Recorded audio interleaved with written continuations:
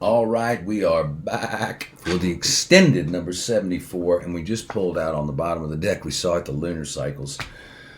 And yeah, we're between eclipses.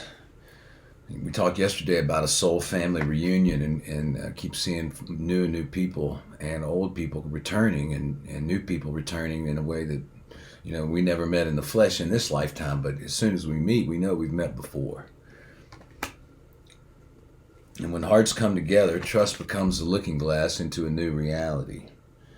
And the question while I was meditating between came up about boundaries.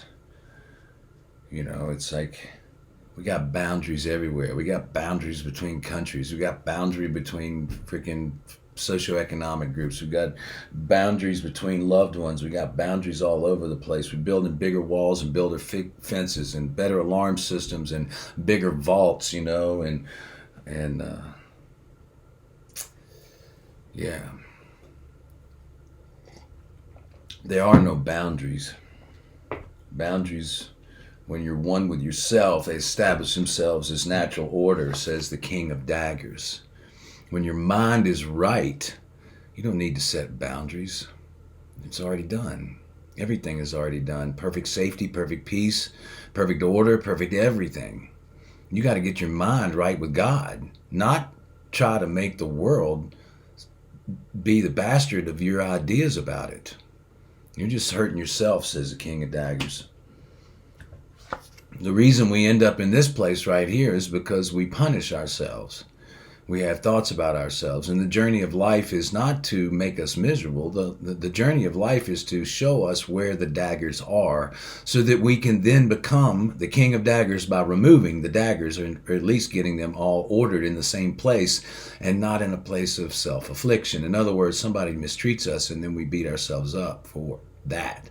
But it was us that allowed the mistreatment in the first place. So it's always our own daggers. It's always our own thoughts that come back to hurt us. It's never anybody else's, and that's what the King of Daggers is saying, is take the responsibility for your own suffering. If you're suffering, it's because you want it there, and if you don't want to suffer, then get your mind right with God. Change your mind about it. Change your mind about it. Queen of Cups says, yeah, joy is all here. Joy is all here. Chief Alchemist says, trust your magic. It's time for compassion. Make only the agreements you keep. We have a new play, folks. A new play. An incredible new play. The hurt is beyond us. The Ten of Daggers is representing that the pain and the tribulation and the turmoil and the difficult building of the structure is gone. Doesn't mean we don't have a lot of wood to chop and water to carry. But we don't have to relate to the task in life, the mundane, as anything but a joy. And in that, taking a new play, taking a new step of everybody, seeing everybody as innocent, we're all in our freedom and we can enjoy our life. We can get our mind right with the universe rather than be in this place of being conflicted with the universe. I mean, think about it just for a second. If you're in conflict with the universe, it's you. If you're unhappy, it's you. It's because you want it. It's your universe. You're in the center of the universe wherever you are. When you come to that, when you come back to the agreement, when you come back to the agreement that we all made when we came here, which was we're going to free one another. We're going to free one. We're going to get to Earth. We're going to freaking forget. But before we go to Earth, we're going to make an agreement. And the agreement is we're going to set everybody free when we get there so that we don't have to go through this process of stabbing ourselves with our own knives, our own daggers. We can love. We can love. We can love. We can each become the emperor of our lives, of our universe, the emperor.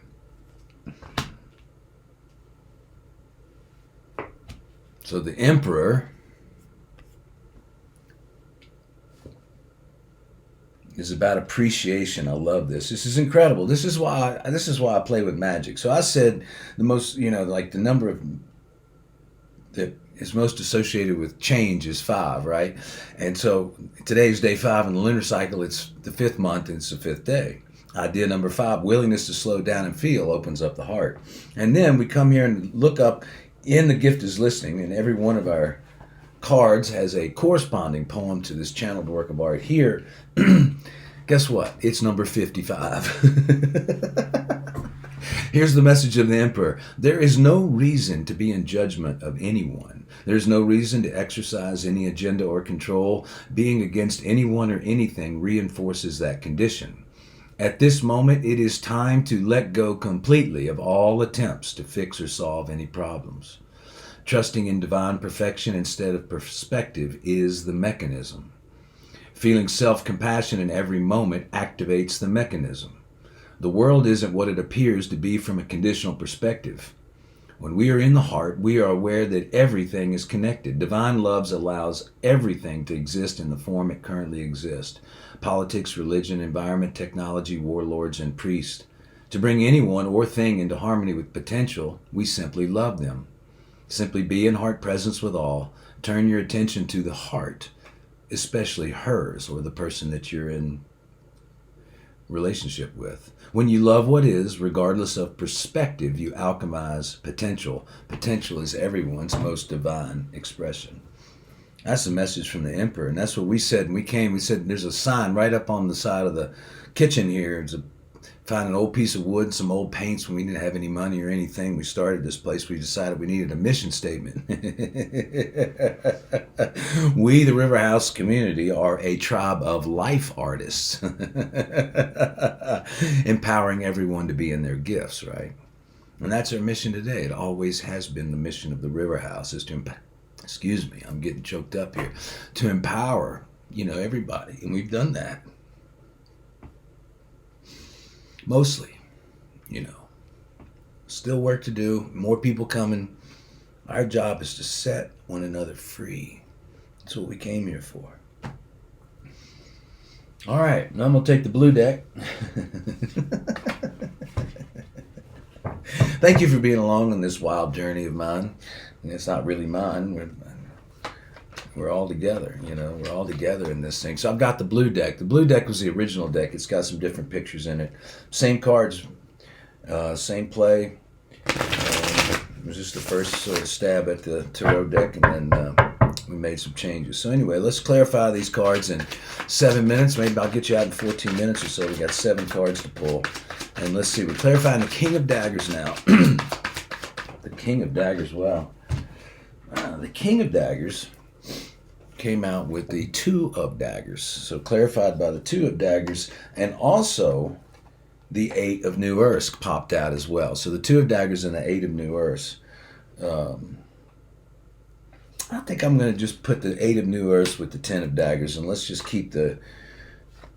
So the Two of Daggers a lot of times is a representation of someone with a conflicted mind. They don't know what they want.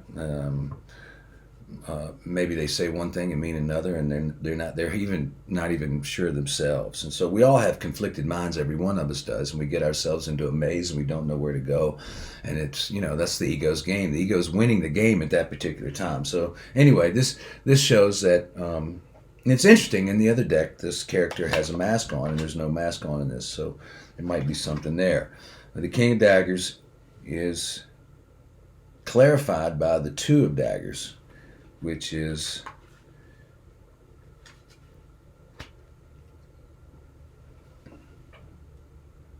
let's pause with that. Let's see where this goes. Let's see where that goes. There's Two of Daggers in our cups. Goddess Wrath, right? Goddess Wrath. Yeah, sometimes, we as we go through the awakening process, we need to hear from people's angst. It's got to come out, So the Ten of Daggers is clarified by the Eight of New Earths. The Eight of New Earths is about, when we really get into these conflicts in our mind, interestingly enough, that the Eights are change. Eights are about alchemy. Eights are about things coming. Actually, that's the Seven. I'm sorry, that's the Seven of New Earths. 7 New Earths. So a lot of times 7, we see it, especially in the swords and the cups. It's like a lot of choices, a lot of thoughts, a lot of chaos going on, maybe some deception. But in this new suit, in the 7 of New Earths, which is the suit of compassion, our 5th suit in the deck, which makes us very unique, gives us the opportunity when we're disrupted by change. So the 7 happens after the 5. The 5 is big change, and then you 2 steps beyond that, big, there's chaos in the field, that the best thing to do is to take care of oneself. And she's walking a labyrinth. She's walking a labyrinth. So this is the card is really about returning to the labyrinth. So, and this is great. This is actually perfect because the two of daggers comes out, shows somebody who sees conflicting routes and a maze in their mind, and then the healing for that is to get into a situation, an art project, a therapeutic relationship, a circle of friends, whatever it is, a medicine journey, and get back to the labyrinth. And the labyrinth is saying there's only one choice. There's only one voice. There's only one step in front of us. Is that only the ego would see conflicting routes because it wants you to be unhappy, right? It wants you to take you out of your sacred union. The Two of Swords takes you out of the sacred union that we're trying to get, and the Eight of New Earths, or the Seven of New Earths, is right next to the when hearts come together, trust becomes a looking glass into a new human reality. Interestingly enough, the Eight of New Earths is poem number 96, which is, we're never going to make it in 14 minutes. It's too much energy in this read, too much energy going on at this river house, too many things happening. Got to keep going and see where this goes. Wow, look at that. Number 96, impact. The shape of a heart, right? Shape of a heart.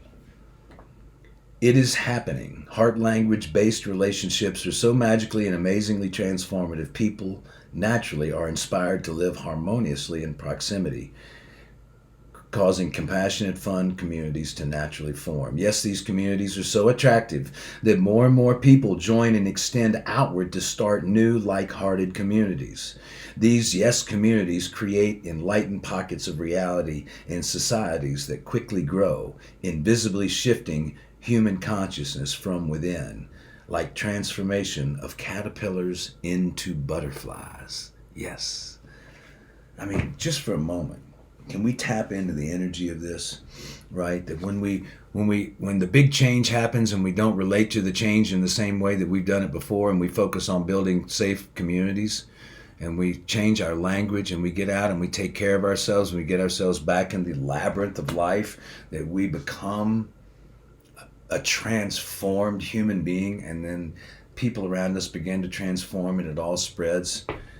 Think about how hard people are working in their life. This, a lot of times, this person, this Two of Daggers in the tarot can mean somebody who's got a lot going on, working hard, and but we're all, if we can let those go, if we can let the thoughts that are, because if you're, in some tarot cards, the swords are up like this, it means you've got ordered thoughts. When they're crossed, it means you've got conflicting thoughts, so, conflicting thoughts, what we do with them in this new reality is we recognize it's an opportunity for heal. It's not something wrong. If we're just seeing multiple choices, we need to heal something. And if we can get way ahead of the curve and recognize that when we got a conflicted mind, we want to heal, rather than waiting for the Ten of Swords moment where everything falls apart, then we can advance ourselves as a society. We can become more efficient with our healing. And that's what these communities that the River House is about, is that we can help that process along by giving people a different outcome. Rather than having multiple outcomes, we're giving you the one outcome, the one solution to every single problem that every single one of us has. Look at that. We just matched it. All right, so this was in the fifth position. Now it's landing in the third position to clarify the Queen of Cups. Queen of Cups is about intuition. What is the new play card? We've never read this one before. Freedom. Freedom. I don't even need to look it up, but I'll do it anyway because it's in the shape of a beehive. Freedom, number 109. Discover freedom in love. Become free in what you dream about, and become free with what shows up in the dream. Have radical trust in the mystery. Feel freedom now to believe. So feel freedom to believe. Take this moment right now. It's like, if we can feel freedom now, we'll program our mind to believe it, and then we'll experience it. Do you see what I'm saying? This is how we want to reverse the order of the mind. So let's just go, wow, let's just feel freedom. I want to feel free. I want to feel free. If we're not feeling free, we just got to open up the heart until we get there. We got to demand to feel the freedom. We got to demand it. Like, we got to own it.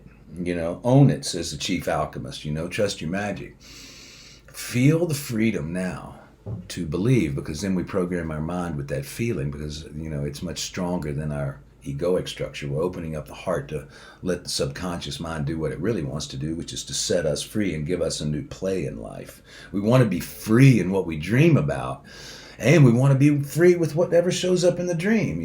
It's like, yeah, whatever we want we can ask for, but let's love what we get rather than love parts of it. Love some parts and not love the other parts. When we have a conflicted mind, when we have thoughts that are in opposing one another, it means there's some parts of ourselves we like and there's some parts that we don't. And what this is saying is, no, you got to feel the freedom. We want to feel the freedom, go beyond all that and be so free that we're just asking and appreciating and loving everything in our life, no matter what shows up in the dream. We're that free with it. We're that free with it. Here we go with the chief. What are we doing with the chief alchemist? Let's see what his piece is. Yep, look at that. The 4 comes out. Now, the 4 of Wands is like the twin flame card. This is even better almost, I think. In every woman a goddess lives is how the poem goes for this one. But also in every man a god lives, in every person a goddess. And in every person God lives. So, that's the only thing the chief could throw out to us today. I think we'll take it. Everybody is the divine nature, right? In the new play. So we just had this card, It's like, that's the purpose of the river house. Here it is, right here. I'm seeing it. We take people that are in a situation and they've got a conflicted mind. They're in their 2 of Swords moment. They'll go this way, they'll go that way. I'm not sure. Is that right? Is that bad? What, I'm not sure what I want. I really don't know what I want. I don't know what I want. And so we put them in the labyrinth. That's what we do here at the River House. We put them in the labyrinth and show them there's only one choice, one voice. Help them to open up to their intuition, and in that they get a new play. And they recognize themselves as divine. Ha! Time for compassion, people. When hearts come together in the absolute yes, trust becomes a looking glass into a new reality. We made an agreement. Do you remember this? All right, to clarify the new play card. Oh, shit. We get the 4 of Wands, the twin flame card.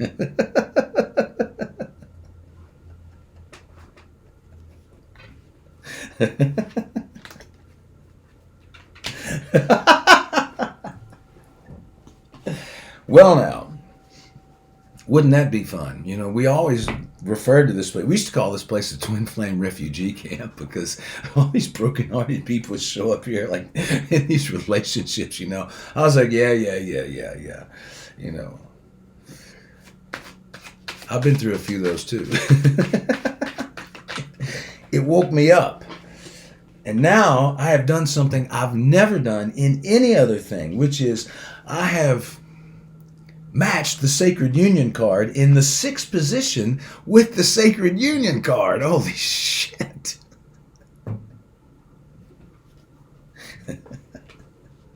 We are all falling in love, people. I said this too.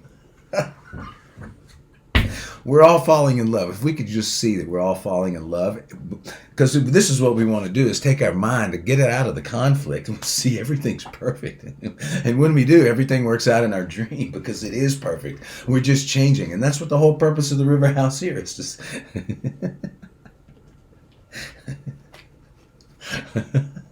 we're all falling in love, folks. We're all falling in love. Claim it. Put it in there. We're all falling in love. We're all falling in love. We're all falling in love. And the outcome, 10 of Cups, so ultimate fulfillment. So the Emperor says, to clarify, just in case you weren't paying attention, you're getting everything you want. You're getting everything you want. You're getting everything you want. And you start enjoying everything in your life, no matter how it comes out of the dream, and love everything and be so free with it, and you'll see that you already have everything you want. Fall in love today. God bless everybody. And wow, look at that. On the bottom of the deck is the 2 of New Earths. 2 of New Earths. What is that one about? The purpose of love and the absolute yes. The purpose of love and the absolute yes. Well, the absolute yes, we know what that is. It's like when we meet somebody and our heart opens up and it's yes, or we get an idea and it's like opens our heart and we're like, yes, there is no distortion. That's how we want to be making decisions going forward. It's how we're making all of our decisions at the River House. It's like what really feels good, that's the direction that we go. That's number 22 is that. And then there's one other poem associated with it. The Purpose of Love. I think that's the one that we want to do. And we'll end on this. Thank you for your attention. The purpose of love. One currency. Love in the form of a twin-faced coin. One side is the reflection of pure love. Let the attraction pull you in to amplify love. The other side of the coin is a reflection of your healing. Use the mirror to transmute your emotional pain into more love. Love is calling all of us to create more love by resolving what appears not to be love. When we are in love, see and feel the perfection. When not in love, feel to see the perfection. So in other words, when we're in love, it's easy to see and feel the perfection, right? Because the love is coming at us, a pure love. The attraction force is bringing it into us. Then when the coin turns and the wave goes out sometimes, we're not in love. We've got to go back and feel. It was that thing with feel freedom to believe. It's the same thing. When not in love, go back into your heart and feel, and then you'll see the perfection. Feel first, and we'll see the perfection. Feel first, and see the perfection. Feel first, and see the perfection. We're all getting everything we want, people. I'm so excited to deliver this message to you. Please like, share, do all the things that you want to do with it, and record at the bottom that, put a comment in there, something about being free. Yeah, all right.